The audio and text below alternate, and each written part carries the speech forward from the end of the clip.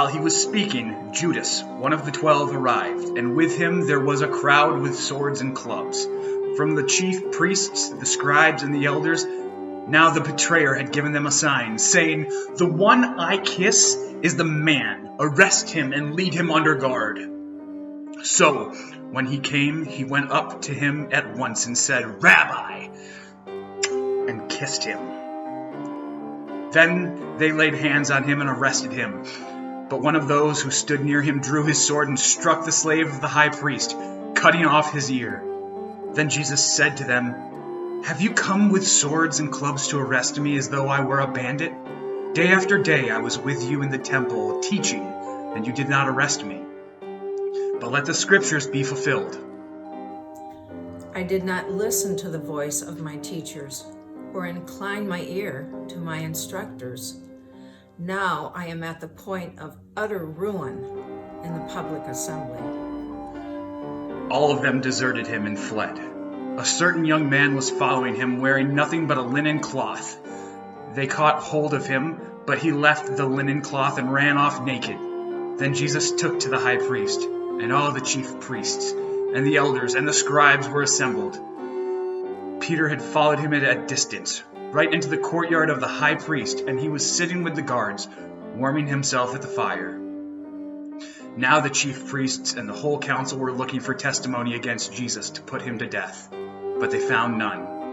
For many gave false testimony against him, and their testimony did not agree.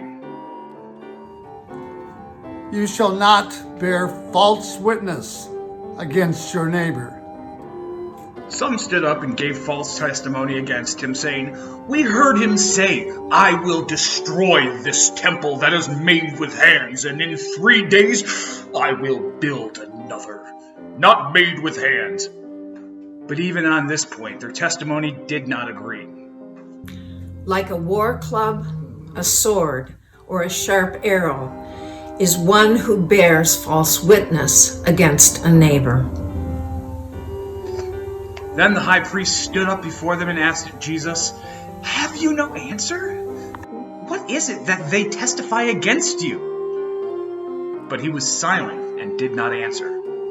He was oppressed and he was afflicted, yet he did not open his mouth. Like a lamb that is led to the slaughter, and like a sheep that before its shearers is silent, so he did not open his mouth.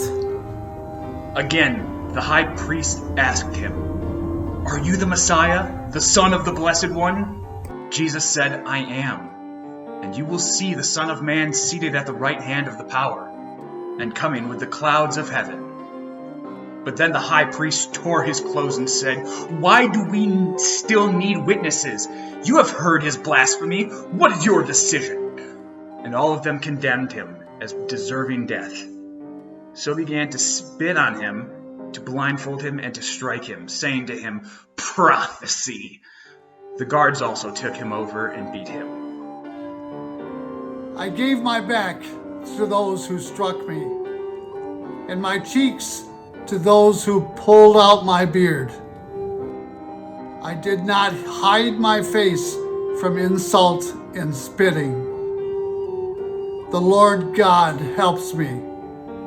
Therefore, I have not been disgraced. Therefore, I have set my face like flint, and I know that I shall not be put to shame. He who vindicates me is near. Who will contend with me? Let us stand up together. Who are my adversaries? Let them confront me.